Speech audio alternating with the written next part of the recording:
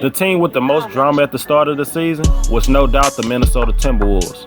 Everybody knew that Jimmy Butler was not going to re-sign with the team, and he made it known in many ways. Not only did they trade Butler, but they also fired their head coach Tom Thibodeau. But despite that, the Timberwolves actually played good basketball for the most part. It's just that some of the best players on the team like Derrick Rose, Jeff Teague, and Robert Covington couldn't stay healthy. Karl Anthony Towns played like he's capable of after the trade went down, and he put up all-star level numbers and reestablished himself as one of the best young bigs in the league. And recently, Minnesota announced that Ryan Saunders will be the head coach full-time. This team has a chance to move forward without the dark cloud hanging over their heads and start fresh with a young coach and a superstar big man. With the 11th pick in the draft, the Minnesota Timberwolves select Sekou Doumbouya from France. Sekou is looked at as the best international prospect in this year's draft. The intrigue with him is his physical tools, his young age, and his defensive potential. He started playing the game of basketball at the age of 12, so he doesn't have a natural feel for the game like most players do. Even though he's been already playing at the professional level for more than 2 years, he still lacks the general experience at this point of his career. Most scouts are confident in his shooting improvement because of his shooting mechanics. Sekou is a very raw prospect on both sides of the ball. On offense, he's more known for attacking closeouts, scoring around the rim, and getting out on a break, whether he's starting a break or running the wing. Doumbouya hasn't necessarily lit it up overseas this season, mostly due to lack of playing time and due to an injury. He played in the French Pro A-League and Euro Cup and only put up average to below average numbers. But for the draft's youngest prospect, the flashes continue to appear, and he's worth betting on long term. Any team that drafts him will have to be patient with his development, and I think it's possible for the team that drafts him may want him to stay overseas and wait to come over to the NBA. The Charlotte Hornets have been mired in mediocrity for the last couple of years. It seems that there are two options at this point. It's to stay in the middle of the pack or start another rebuild. This franchise is stuck in between a rock and a hard place because they have a ton of bad contracts and they would love to re-sign one of their best players in franchise history, Kemba Walker. But if they sign him to a max contract, that will put them far over the salary cap, and they are not necessarily a contending team. Their draft picks over the last couple of years haven't developed into all-star level players. They would love to keep Jeremy Lamb, who is also a free agent, as he played some of his best basketball of his career this past season. I'm sure the Hornets will explore every option this offseason. To offload a contract like Nicholas Batum's, they may have to trade this pick. But if they keep the pick, I believe the Hornets need to take a risk at this spot. They need to make a splash and choose a prospect with the highest upside.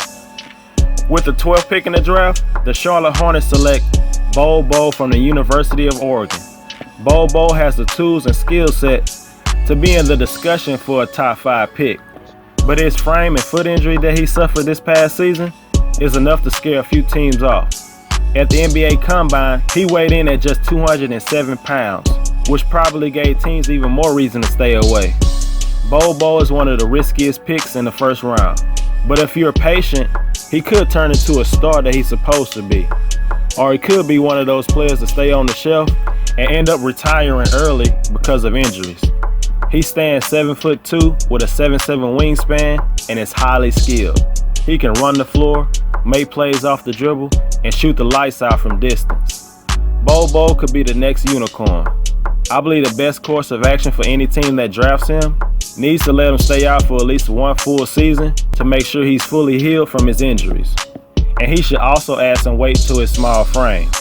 Some teams in the lottery can't afford to take this risk. The Hornets need to be that team. They had a chance to do it last year with Michael Porter Jr. Will they play it safe once again? Much like the Charlotte Hornets, the Miami Heat are also stuck in mediocrity. They became the team with the highest payroll in NBA history not to have a winning record. They took a big gamble on Hassan Whiteside, as it looked like he could become an all-star level big man. The Heat gave Whiteside a near $100 million contract, but he has done nothing but become a big headache with no desire to put in the work that is needed to be a great player. Bam Adebayo has officially taken over his starting spot, and the team plays so much better with him in the starting lineup. More importantly, he brings a strong work ethic to the team and is coachable. Whiteside and Goran Dragic both have player options and are more than likely going to opt in. The Miami Heat may have to wait one more year to have legit cap space to pursue a big-time free agent. But it would be nice for the Heat to be able to draft a hidden gem at 13. With the 13th pick in the draft, the Miami Heat select Kevin Porter Jr. from the University of Southern California. Porter could be the most gifted shot creator in the draft. Even though he only averaged around 9 points per game, his offensive gifts are obvious.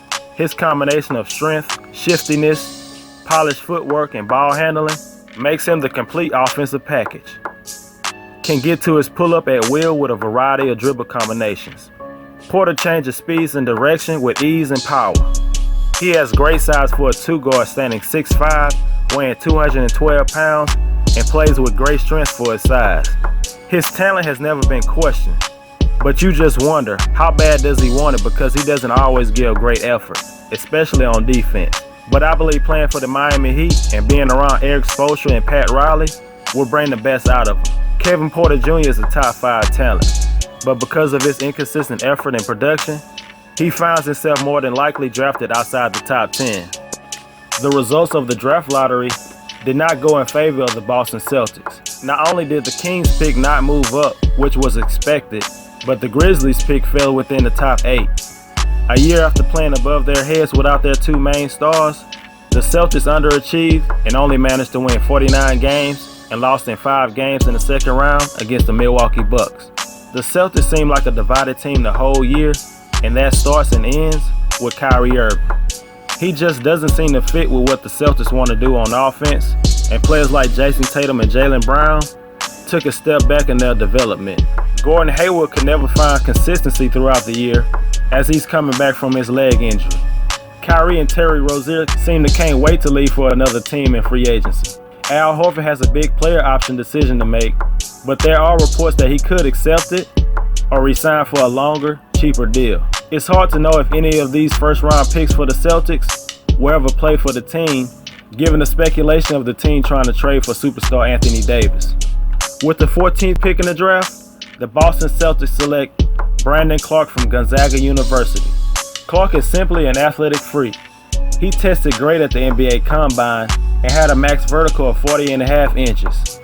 His next-level athleticism is what allows him to be a force on the defensive end.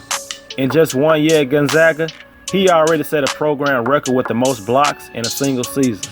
He has the ability to elevate quickly off 1 or 2 feet, which is very helpful on both sides of the ball. His intelligence, awareness, and timing is what helped him to become one of the best defenders this past college basketball season. Even though he'll be a 23-year-old rookie, he was a late bloomer and still has room for improvement. He's not a talented offensive player, but he makes the most of his opportunities. He has great touch around the rim and is always a threat for an alley-oop pass. He attacks closeouts and has developed a floater to his game. Clark has improved as a shooter over the last couple of years, but he must continue to improve it. Clark is known for his athleticism and defense. Anything he gives you on offense is a bonus. The Detroit Pistons made it back to the postseason this past season, only to be swept by the number 1 seed, led by the likely league MVP. It's amazing how much better the team was when the backup point guard Ish Smith played. The Pistons were 8-16 without him and 33-23 with him. Blake Griffin returned to his all-star form this season and has completely revamped his game and has become a more consistent shooter. Blake has added a pull-up game to his arsenal and is still one of the best passing big men in the NBA. Andre Drummond is one of the best rebounders in the game, if not the best, and has made great strides as a defensive player. But as much progress he's made on defense, it's the complete opposite on offense. The Pistons were not a great defending team on the perimeter.